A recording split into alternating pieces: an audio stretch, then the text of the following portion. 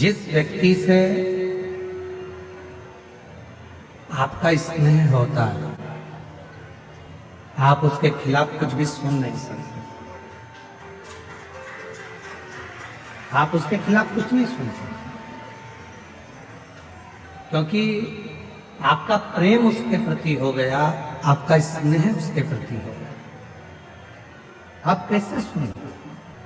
जितनी मेरी जीजियां बैठी हैं, जितने मेरे जीजा बैठे हैं, जितनी मेरी माताएं बैठी हैं, जितने मेरे भाई बैठे हैं, जितने मेरे जीजा बैठे हैं, जितने मेरे बुजुर्ग माता पिता बैठे हैं, आप सब जरा विचार कर कर बताना, एक बेटा कोई गलती करता है और लोग आकर बता देते हैं। एक बेटा गलती करता है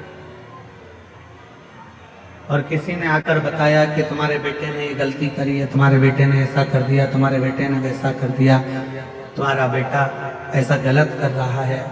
ईमानदारी से बोलना, माँ मानने को तैयार हो जाती है क्या कि मेरा बेटा ऐसा कर सकता?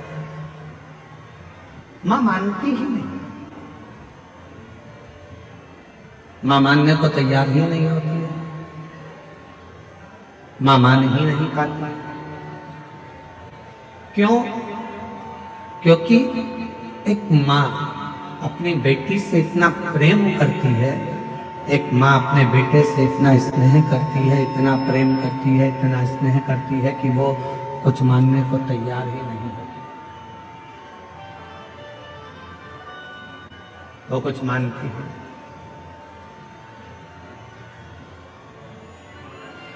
प्रेम जब बहुत ज्यादा मात्रा में बढ़ जाता है, स्नेह बढ़ जाता है, तो हमें अवगुण नजर नहीं आते, हम उसमें केवल गुण ही देखते हैं।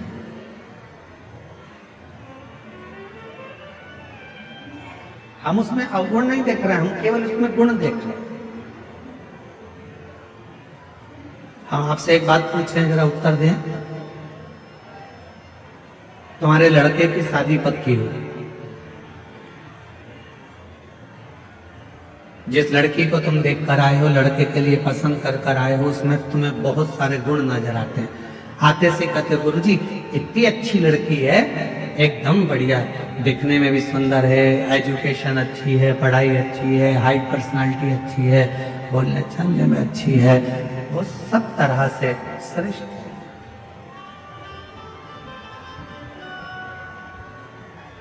क्यों? क्योंकि आपने उस लड़की में गुण ही गुण देखे, इसलिए आपको उसमें केवल गुण ही गुण नजर आ रहा, केवल गुण ही गुण नजर आ रहा।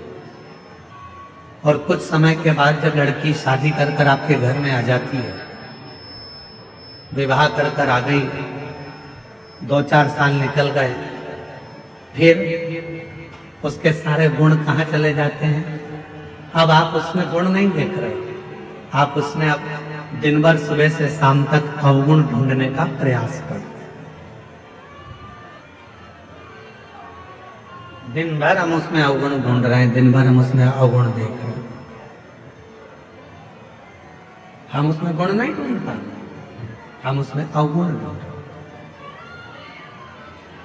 पहले वही बहू 7 बजे उठकर आती थी तो तुम कुछ नहीं कहते थे, अब वही बहू 7 बजे उठती है तो तुम्हें लगता है कि बहुत देर से उठ गई। लड़की वही है, पहले हमने उसमें केवल गुण देखा और अब हम उसमें अवगुण देख रहे हैं। अब हम उसमें गुण नहीं देख पा रहे, अब हम उसमें अवगुण देख रहे हैं। थोड़ा सा भी भोजन बिगाड़ दिया, थोड़ा सा भी भोजन बिगाड़ दिया तो कह दिया तुम्हारे बाप ने यही सिखाया। और पहले तो अगर वो थोड़ा सा भी भोजन कुछ बनाकर तुम्हारे सामने ला देती थी तो तुम उसमें प्रसन्न हो जाते थे कि इतना अच्छा भोजन बनाया, इतना श्रेष्ठ भोजन बना है, तुम उसमें भी प्रसन्न हो जाते थे। अब तुम्हें उसमें अवगुण दिख रहा है। यहां जितने बैठे हैं, यहां मेरी जितनी भी माताएं बैठी हैं, जितने भी पिता बैठे हैं, मैं आप सबसे एक निवेदन करूं, उत्तर दीजिएगा जरा से।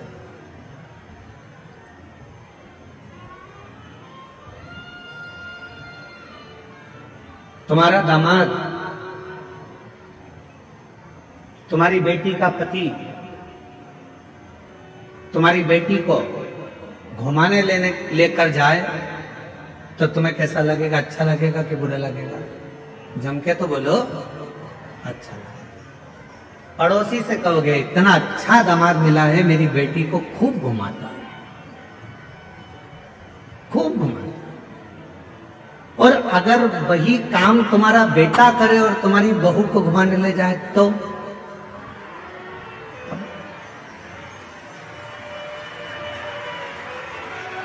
विचार करो। दामाद बेटी को अगर सोने की, तुम्हारी बेटी को सोने की रकम दामाद दिलाए तो मेरा दामाद हीरा है।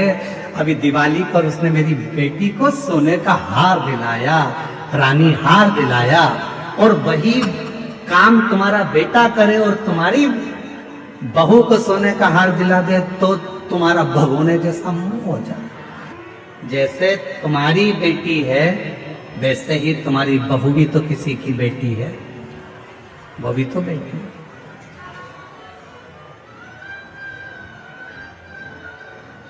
फिर दो मुख क्यों? फिर दो विचार क्यों? फिर दो दृष्टि क्यों?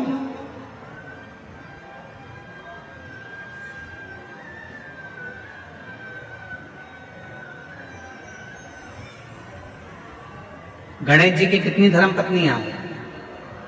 जम के बोलो जरा। दो। क्या नाम है? सिद्धि। किसी ने शंकर भगवान से कभी पूछा कि भोलेनाथ जी आपने अपने गणेश जी के लिए, बेटे के लिए दो पत्नी क्यों ढूंढी? माँ जगतजननी जगदम्बा अम्बा माँ पार्वती जी आपने अपने बेटे के लिए दो बहू क्यों ढूंढी? किसी ने पूछा कभी गणेश जी महाराज से कि गणेश जी आपके लिए आपके माता पिता ने दो पत्नी क्यों ढूंढी? क्या आपके लिए एक धर्म पत्नी श्रेष्ठ नहीं थी? फिर आपने दो पत्नियों को क्यों धारण किया, दो पत्नी क्यों रखी? तो कोई देव अधिदेव महादेव से पूछे तो देव अधिदेव महादेव एक बात कहते हैं कि मैंने अपने पुत्र गणेश के लिए दो पत्नियां इसलिए ढूंढी हैं क्योंकि गणेश जी को बुद्धि का देव कहा जाता है और बुद्धि कभी भी इधर उधर भटके ना। दोनों ओर अगर बुद्धि जाए भी तो दोनों ओर रिद्धि और सिद्धि होना चाहिए, दोनों ओर बुद्धि को संभालने के लिए।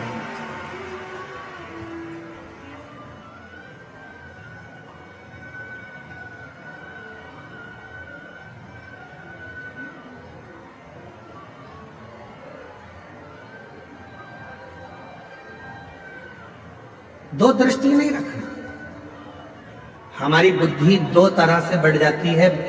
बेटी और दामाद के लिए हमारी बुद्धि कुछ और कहती है और बेटा और बहू के लिए हमारी बुद्धि कुछ और कहती है। तुम्हारा दामाद, तुम्हारी बेटी बीमार पड़ गई, तुम्हारी बेटी बीमार पड़ी और तुम्हारा दामाद उसको हॉस्पिटल दिखाने ले गया। तुम्हारा दामाद घर में पोछा लगा दिया, तुम्हारे दामाद ने झाड़ू लगा दी, तुम्हारे दामाद ने चाय बनाकर पिला दी और तुम उससे मिलने गए। मेरा दामाद इतना हीरा है, मेरी बेटी बीमार पड़ गई तो इतनी सेवा कर रहा, इतनी सेवा कर रहा, और मालूम पड़े तुम्हारी बहू बीमार पड़ जाए और तुम्हारा बेटा वही की वही करे तो मेरा बेटा तो लल्लू हो गया। दिन भर उसमें लगा।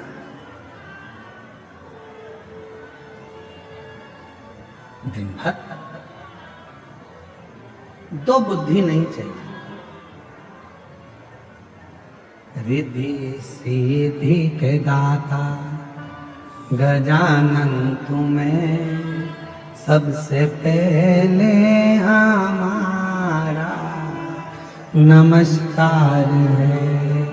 रिद्धि सिद्धि के दाता गजानन तुम्हें सबसे पहले हमारा नमस्कार है।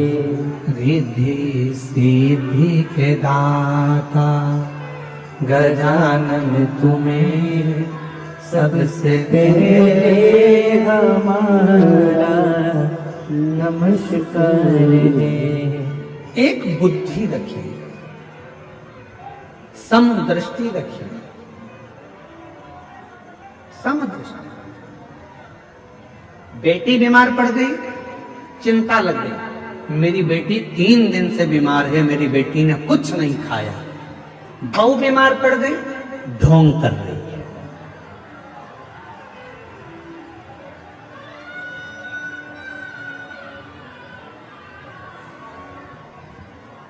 दो बुद्धि नहीं चाहिए,